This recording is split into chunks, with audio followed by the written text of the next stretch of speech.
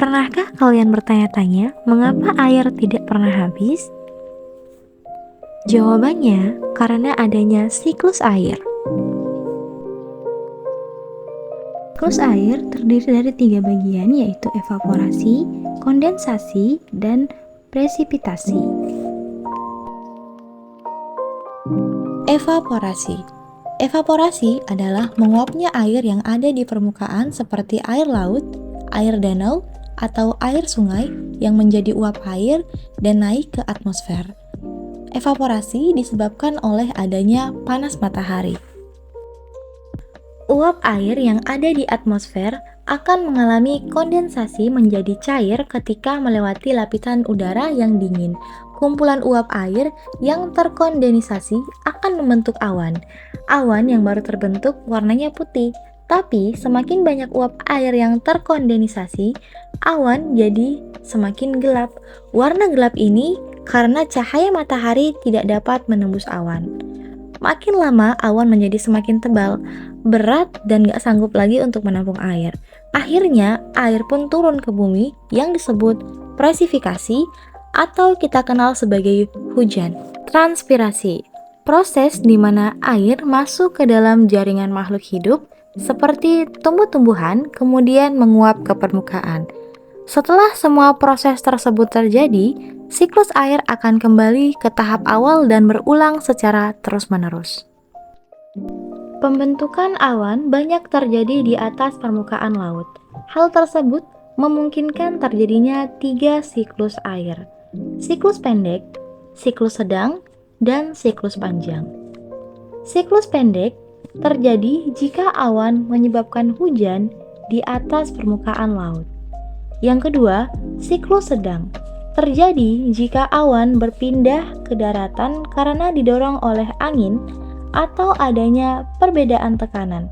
Akibatnya, hujan turun di atas daratan. Air hujan yang turun akan mengalir ke tempat-tempat yang lebih rendah, termasuk juga ke laut. Saat mengalir itulah air bisa meresap ke dalam tanah atau bisa disebut dengan infiltrasi atau tersimpan di danau dan bendungan. Yang ketiga, siklus panjang terjadi jika awan berpindah ke wilayah yang suhunya sangat dingin seperti puncak pegunungan yang sangat tinggi atau pada musim dingin di daerah subtropis. Akibatnya, terbentuklah kristal es kemudian turun dalam bentuk salju. Dampak air. 1. Sebagai faktor utama pembentuk cuaca. Mengapa demikian? Karena adanya penguapan, awan, mendung, dan hujan yang merupakan faktor utama pembentuk cuaca. Cuaca sangat berpengaruh pada kehidupan di bumi. Manusia akan cenderung berada di dalam rumah atau berteduh jika terjadi hujan. Tanaman akan menutup steomatanya jika panas terik untuk mengurangi penguapan. Kedua, mendistribusikan air ke berbagai tempat. Seluruh proses siklus air berperan mendistribusikan air ke berbagai tempat di permukaan bumi. Dengan demikian, hampir seluruh bumi kita terdapat unsur air. Air yang tersebar di seluruh permukaan bumi ini memiliki banyak manfaat untuk makhluk hidup. Manfaat air. 1. Menjadi tempat hidup makhluk hidup. 2. Sebagai unsur utama menyusun tubuh makhluk hidup. Ketiga, melarutkan unsur hara untuk diserap tanaman. Keempat, membawa nitrogen dan oksigen ke dalam tanah. Kelima, membantu proses pernafasan makhluk hidup. Keenam, mencuci biosfer. Ketujuh, menyediakan sumber air yang bersih bagi manusia. Dan yang terakhir, memenuhi kebutuhan hidup manusia. 10 tips menghemat air di rumah. Mengapa harus menghemat air? Karena air merupakan sumber daya alam yang tersediaannya dapat habis.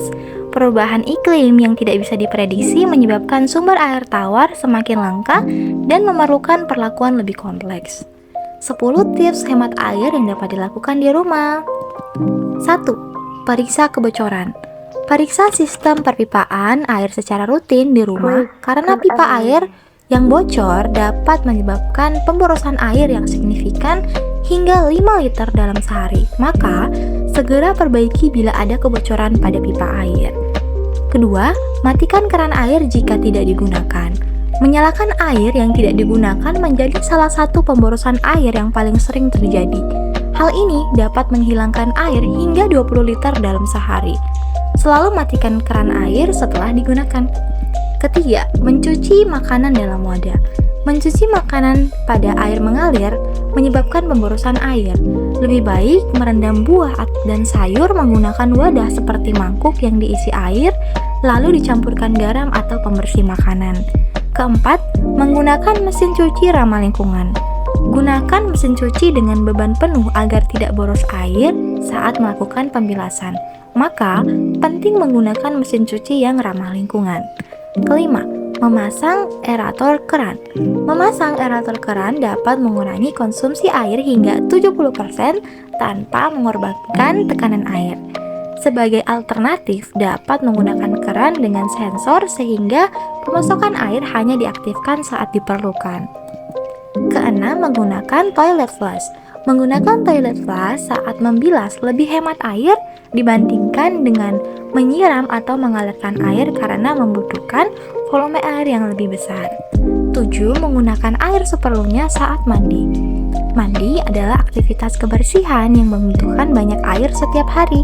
Lebih baik menggunakan air seperlunya dan menghindari perendaman agar tidak terjadi pemborosan air saat mandi.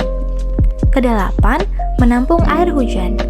Air hujan menjadi salah satu alternatif air bersih yang dapat digunakan selain untuk minum. Menampung air hujan dapat mengurangi pemborosan air yang dapat digunakan seperti mencuci kendaraan, menyiram tanaman, atau membersihkan teras rumah. Kesembilan, gunakan kembali air kondensasi dari air kondisioner. Air kondensasi dari air kondisioner artinya air yang dapat dipulihkan. Air ini dapat dimanfaatkan untuk menyiram tanaman dan mencuci kendaraan. Namun, air ini tidak dapat dikonsumsi untuk diminum dan dimasak. Yang ke-10, hindari mencuci kendaraan dengan air mengalir. Saat mencuci kendaraan, banyak air mengalir yang tidak terpakai namun terbuang begitu saja. Sebaiknya digunakan tampungan air untuk mencuci kendaraan seperti drum, ember, lalu menggunakan spons yang diberi sabun. Sayangi bumi dengan hemat air. Sekian dan terima kasih.